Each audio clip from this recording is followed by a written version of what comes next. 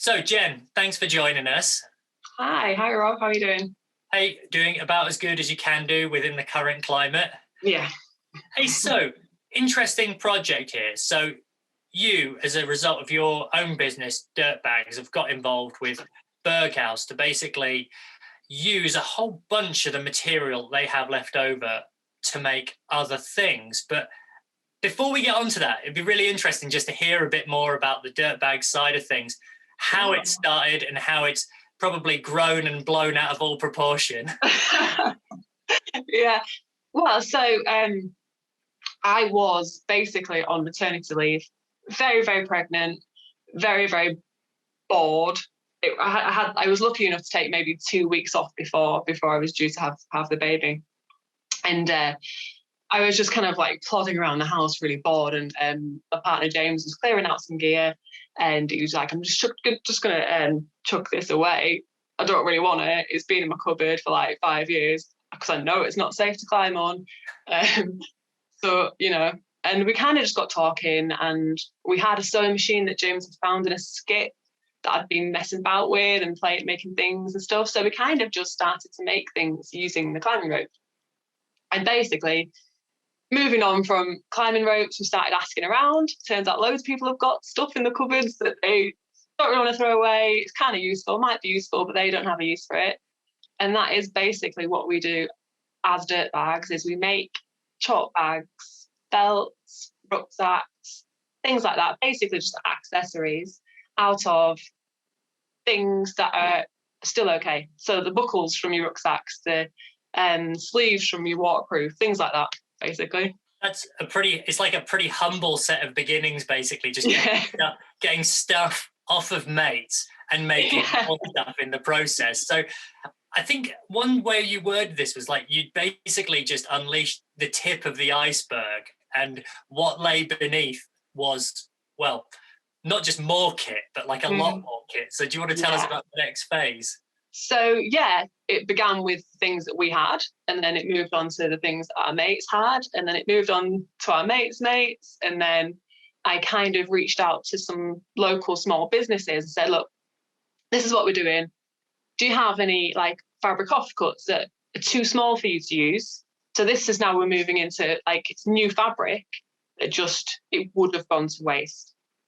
So then we got some offcuts from a Guil Alpine in Staveley, and they sent me a big box with like kind of small bits of fabric about that big.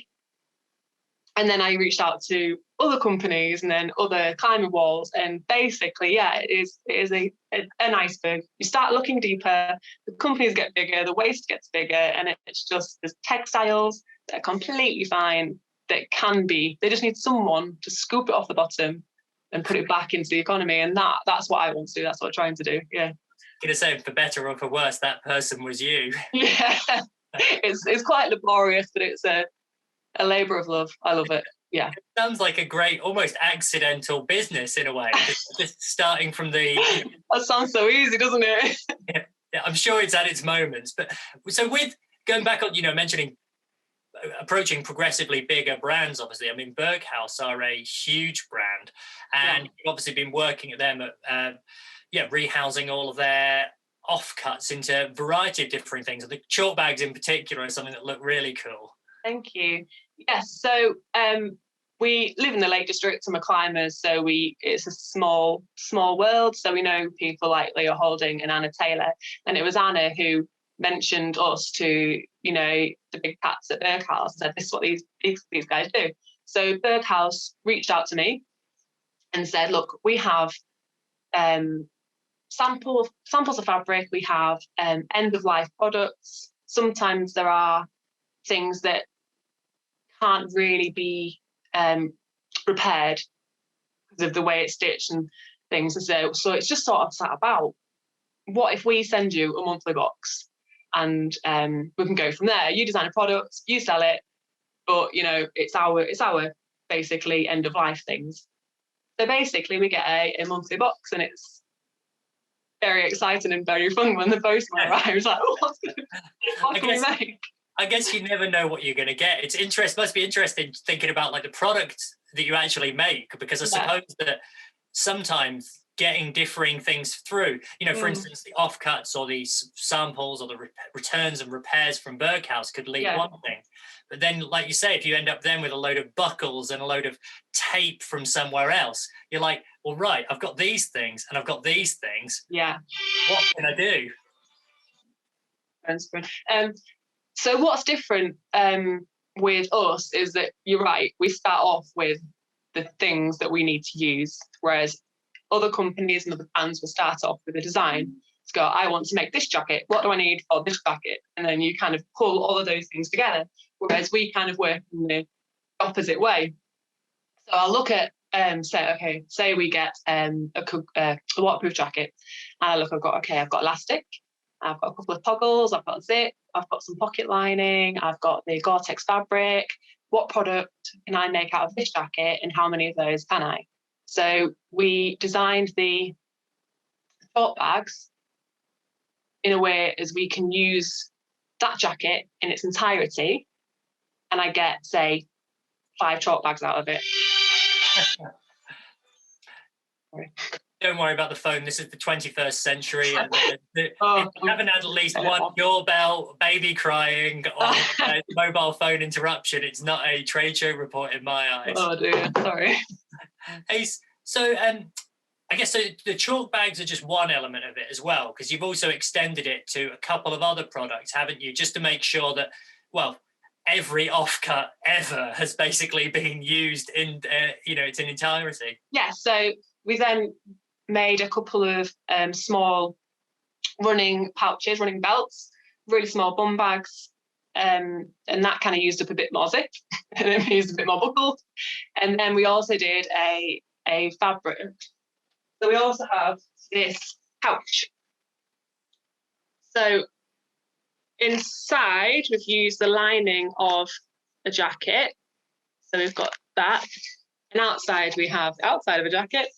But on this is what I like about these pouches. This bit here, the front pocket, uses up all the teeny, tiny scraps that we have left over. So kind of at the end of the box, we have a box full of really small bits that we just kind of stitch together in a kind of Franken fabric sense, and then we use that to do this. So it's really a zero waste. We have That's incredible. Totally hardly anything left over.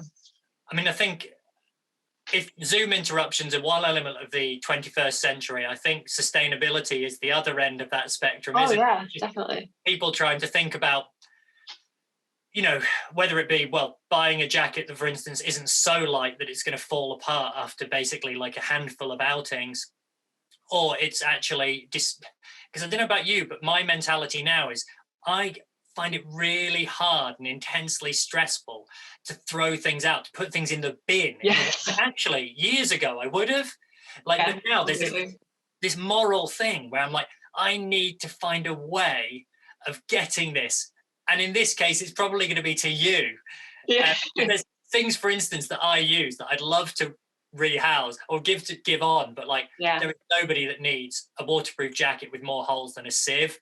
And well, that's exactly it. And I guess that's why I love my job, is because it takes a bit of guilt away from someone throwing something away. So you're kind of saying, don't feel guilty. It's not going in the bin. It's being used. From an individual perspective, are you still looking for submissions from, individuals as well as brands, or is it a case of actually saying no to stuff? Because I'm aware that with the size of the operation, there's only probably so much that one human being can stitch within so much time. No, we've got storage. So I mean, there's 4 of us in total now. So we've kind of grown significantly since it was just me in the corner of the bedroom on a sewing machine found from a skip. But yeah, so there's 4 of us now. So there's me and my partner James that run it alongside 2 members of staff. So yeah, the storage. I want everyone's stuff that we can save. That's what I want to do. And how are people best getting that back to you as well, just as a sort of call out for how people can if it's local, I come in the van and pick it up. But I'm kind of still smoothing out some things and trying to work out how to do it on a larger scale. Because at the moment, it's just send it to me and I'll pay you postage, basically. Wow, you heroes, even paying the postage, incredible. That is a service. Yeah. Well, that's been absolutely fascinating conversation, not least because when I next actually pick up a jacket, I think I'm going to try and view it through your eyes as just a land of opportunity in terms of what elastic, what face fabric, what Yeah. zip can be used for what. But what's also really good is that when we unpick everything, you see how things are made. So you know when something's really made quite well, because it takes ages to undo, but also because it is interesting to see how different companies put different things together and how things are done. Wow, yeah. Well, hey, hopefully we'll get to catch up and hear about more of what you've been up to in the months to come, because it'd be really interesting to see how the product line develops along with all of the, kit that you're getting. And I guess it will vary inevitably because of the fact that all of the samples and the offcuts, change from time to time. Yeah. Thank you. Brill. Thanks ever so much, Jen. That was fantastic. Okay. Bye.